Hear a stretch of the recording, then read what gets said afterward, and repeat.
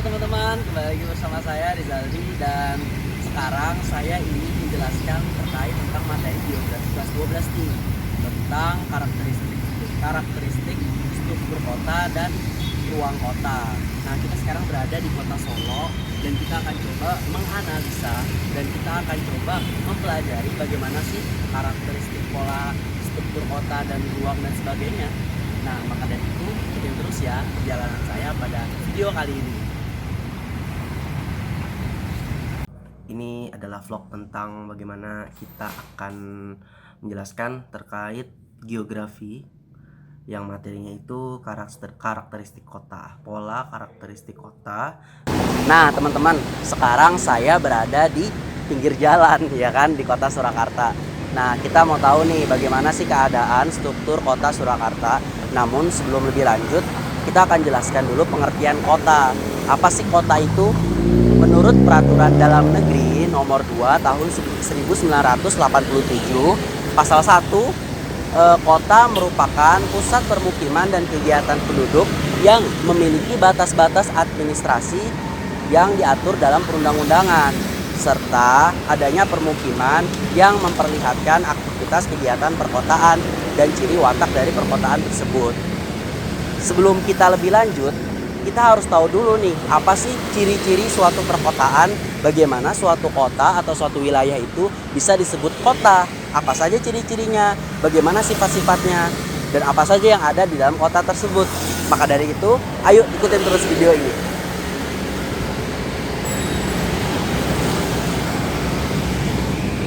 Karakteristik dari kota itu memiliki dua ciri, teman-teman.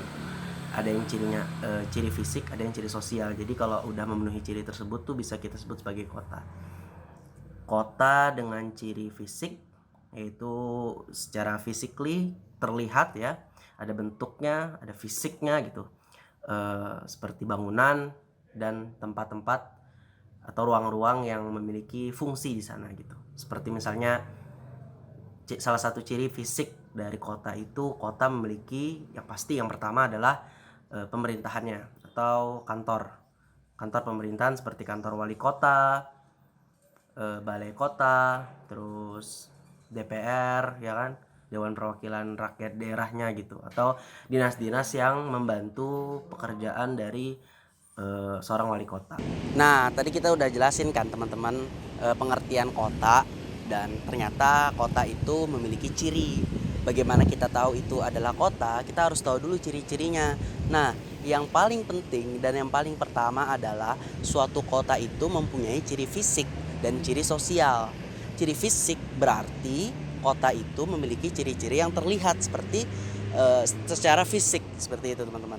Nah, salah satu ciri fisik adalah bagaimana kota tersebut memiliki yang namanya perkantoran dan tempat-tempat untuk administrasi kota tersebut. Salah satunya adalah yang ada di belakang saya ini, yaitu balai kota. Balai kota adalah kantor wali kota atau pejabat-pejabat publik yang ada di kota. Fungsinya sebagai administrasi dalam perkotaan tersebut, tempat di mana para pejabat publik dan wali kota bekerja. Nah, balai kota itu menjadi suatu hal yang penting. Maka ciri-ciri dari suatu kota, salah satu ciri fisiknya yaitu memiliki pusat pemerintahan atau perkantoran, salah satunya yaitu balai kota. Dan salah satu banyak hal lagi yang menjadi ciri suatu kota itu, teman-teman. Di belakang saya ini, di depan saya banyak sekali perkantoran seperti bank, ada kantor untuk Telkom dan sebagainya. Nah, itu menjadi salah satu ciri, yaitu perkantoran dan pusat pemerintahan. Ciri fisik kota yang pertama. Ayo kita ikutin terus video selanjutnya. Terus ada juga ekonomi ya. Secara ekonomi itu kita bisa lihatnya dari pasar ya. Pasar. Jadi ada pasar yang besar di sebuah kota sebagai pusat perekonomian, kita bilang seperti itu. Pusat perekonomian. Kalau di kota itu cenderung sekarang pasarnya lebih modern. Ada mall ya kan, pasar-pasar modern yang lebih bersih mungkin dan memiliki teknologi yang cukup maju lah, cukup ke depan.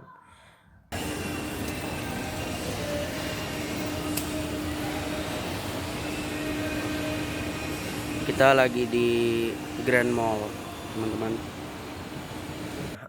tadi pusat pemerintahan, pusat ekonomi juga, pasar ya, terkait pasar, terus juga transportasi teman-teman. Jadi kota itu cenderung memiliki transportasi massal atau transportasi umum.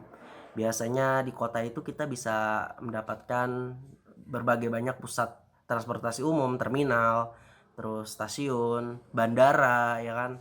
Walaupun bandara cenderung dibangun kalau di Indonesia itu ke pinggiran kota, cuma lokasinya masih pasti dekat dengan kota-kota besar. Bandara, stasiun, pelabuhan mungkin, ya kan. Biasanya kota-kota yang di pesisir itu pasti dekat dengan pelabuhan, dan itu menjadi salah satu ciri mereka bagaimana awal mula pintu gerbang perekonomian tuh dari pelabuhan, seperti itu teman-teman. Nah, teman-teman, dari pelajaran kelas 12 geografi kota, kita belajar tentang karakteristik kota. Tadi salah satu ciri fisiknya yaitu pertama, adanya pemerintahan, pusat pemerintahan, perkantoran dan sebagainya. Lalu ada juga pusat transportasi seperti stasiun dan terminal dan sebagainya. Lalu ada juga nih pusat ekonomi, pasar, mall dan lain sebagainya. Nah, ciri-ciri karakteristik yang paling penting dari sebuah kota kita bisa lihat dari atas ketinggian ini. Ini juga bisa dibilang kita melihat dari penginderaan jauh ya, di atas Mall Grand Mall Solo. Kita bisa melihat di belakang saya ini begitu padatnya kota Solo ya, mulai dari permukimannya hingga adanya gedung-gedung yang tinggi. Nah, hal ini yang mencirikan bahwa suatu wilayah itu bisa disebut dengan kota gitu teman-teman. Kita lihat di belakang saya ini ada banyak sekali ya gedung-gedung, perumahan yang padat. Nah, padat penduduk ya kan, itu juga termasuk salah satu ciri kota. Karakteristik kota itu kita bisa lihat juga dari gedung-gedung yang sangat tinggi gitu. Banyak gedung-gedung seperti pencakar langit yang sudah berdiri di sekitaran sini gitu teman-teman. Dan pusat perbelanjaannya juga seperti yang kita lihat sekarang yang saya berada ini cukup tinggi gitu teman-teman. Nah, di belakang saya itu kita bisa lihat ya banyak pemukiman dan sebagainya. Nah, inilah salah satu karakteristik kota yang sangat unik yang pasti teman-teman harus bisa pelajari lebih lanjut lagi nih di kelas 12. Nah, terus kalau ciri sosialnya itu ya lebih ke sosial. Contohnya adalah kota itu lebih heterogen, masyarakatnya lebih heterogen. Budaya yang ada di kota itu lebih cenderung heterogen, teman-teman. Budaya, ras, terus suku, agama dan lain sebagainya cenderung lebih bermacam, beraneka ragam lah gitu. Maka kita sering menemukan tempat ibadah itu lebih banyak variasinya di kota dibanding di desa. Terus juga eh, banyak lagi yang bisa kita lihat dari keheterogenan kota ini dari segi sosialnya gitu teman-teman. Terus individualis. Nah, masyarakat kota itu cenderung individualis dibanding masyarakat desa yang nilainya itu lebih mengedepankan nilai gotong royong dibanding masyarakat kota, karena mungkin kehidupannya yang sangat kompleks ya teman-teman. Jadi lebih individualis. Biasanya rumah-rumah di kota mungkin cukup besar, cuma mungkin pagernya lebih tinggi gitu. Tidak seperti di desa, dan walaupun di kota itu padat ya, cuma ya itu individualis. Mungkin kita sama tetangga kita tidak saling kenal gitu. Beda sama di desa, walaupun jaraknya cukup renggang antara rumah itu, tapi nilai-nilai gotong royongnya itu masih ada gitu teman-teman, masih dijaga. Dan satu lagi biasanya dari segi pertaniannya itu kota cenderung non agraris ya kan, tidak agraris gitu. Kalau di desa cenderung berpenghasilannya agraris gitu teman-teman. Itu dari ciri-ciri kota. Baik teman-teman, tadi kita telah membahas tentang ciri-ciri kota ya. Jadi ciri-ciri kota tadi ada yang fisik, ada yang sosial. Kita akan membahas tentang fungsi-fungsi kota. Ini sangat menarik ya, karena selain kita telah tahu ciri-ciri kota itu apa aja, kita juga harus tahu nih fungsi dari kota itu apa aja. Fungsi yang pertama yaitu kota sebagai pusat produksi. Pusat produksi di sini kota menjadi suatu pusat penghasil dari berbagai macam produk, entah itu jasa ataupun barang. Kota industri yang pasti menghasilkan suatu barang, ya kan? Mungkin pabrik-pabrik berupa barang-barang, jasa, material dan kebutuhan kita sehari-hari. Lalu juga yang pasti ada produksi yang menghasilkan produk dari produk jasa, ya kan. Pusat-pusat perkantoran ya memiliki banyak karyawan yang itu pasti juga menghasilkan banyak sekali produk jasa di sana. Lalu fungsi kota yang kedua yaitu pendidikan. Selain tadi sebagai pusat produksi, kota juga menjadi pusat pendidikan. Nah, biasanya di kota-kota inilah berbagai macam jenjang pendidikan itu ada, berbeda dengan di desa. Biasanya kalau di desa itu terbatas, teman-teman, fasilitas pendidikannya terbatas dan jenjang pendidikannya pun terbatas. Misalnya hanya ada SD atau hanya sampai setingkat SMP. Sedangkan di kota itu biasanya lebih lengkap, bahkan universitas yang besar-besar ya, universitas yang memiliki tingkat tingkat kualitas yang baik, ya kan, terus juga lingkup wilayah yang cukup luas itu biasanya pasti berada di kota-kota yang cukup besar. Nah, ya, jadi pusat pendidikan SD SMP SMA juga biasanya lengkap itu ada di kota gitu. Dinas-dinas pendidikan juga pasti sebagai pusat perkantoran juga ada di kota. Jadi sebagai fungsi dari pusat pendidikan. Terus selanjutnya fungsi ketiga yaitu ekonomi. Tadi berkesinambungan dengan produksi, di mana kota menjadi fungsi ekonomi, adanya ciri-ciri fisik seperti pasar.